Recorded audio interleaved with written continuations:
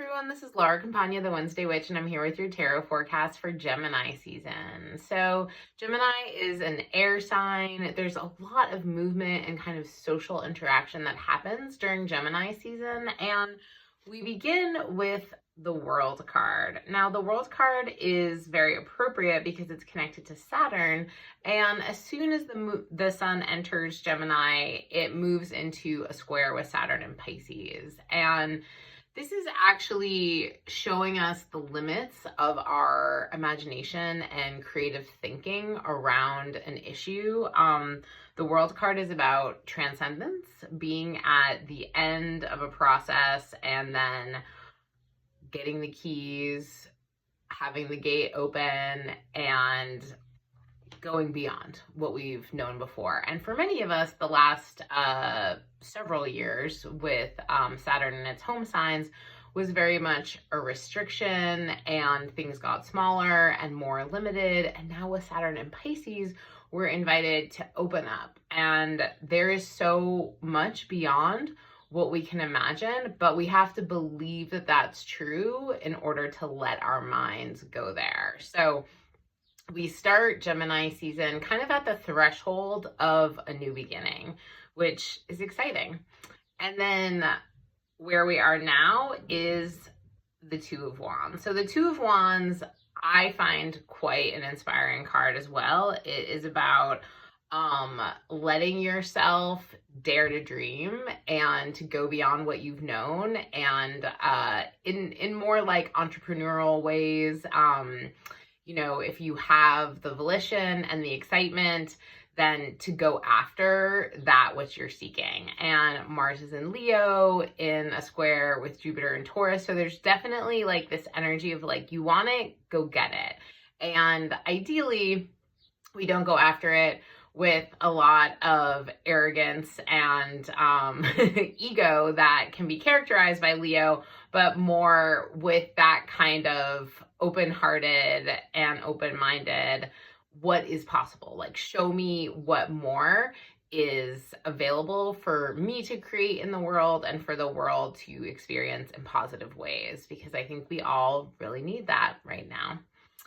Our challenge is to take it easy, sit this one out, the Four of Swords. So a lot of time in Gemini season, information circulates that isn't always accurate or truthful or helpful to pass along.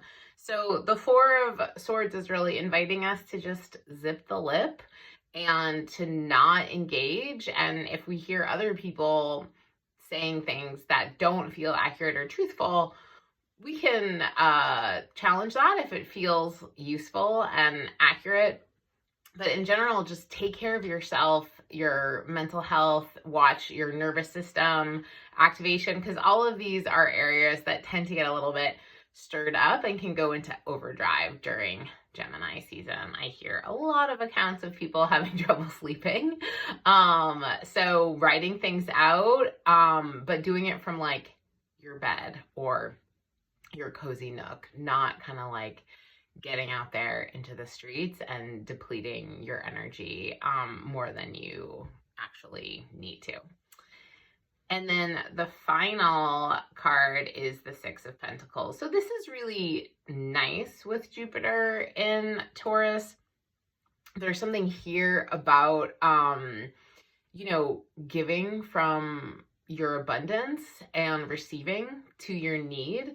So with Gemini, you know, having this natural inclination to connect with other people, you just get to show up as you are. It doesn't have to be fancy. It doesn't have to be special. It can just be kind of a small thing, but also, you know, thinking about others and, what you would like their experience to be, and then offering what you have, if that feels appropriate and good and the basis for a more equal relationship. So the twins are always thinking about, who am I in relationship with? What are we talking about? How am I being mirrored in partnership?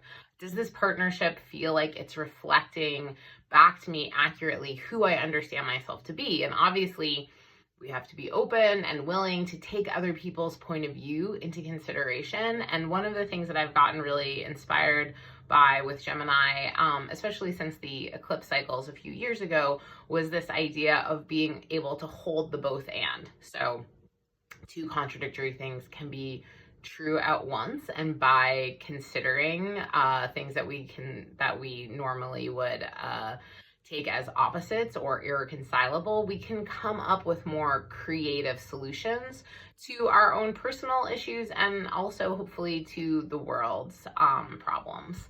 So the little bonus card is the King of Pentacles. And, I do think that right now with Jupiter and Taurus and this activation with Leo, there is a real emphasis on environmental justice, sustainability, what each of us can do, how we can take a leadership role in creating the world we want to see, and how we can be prudent with and judicious with our resources in order to achieve long-term sustainability, which is absolutely our obligation to the earth and future generations and those we're in relationship with. So that is the tarot forecast for Gemini season. I hope you all have a beautiful one. If you would like to explore where all of this is landing in your chart, you can book a reading through lauracampagna.astrology.com.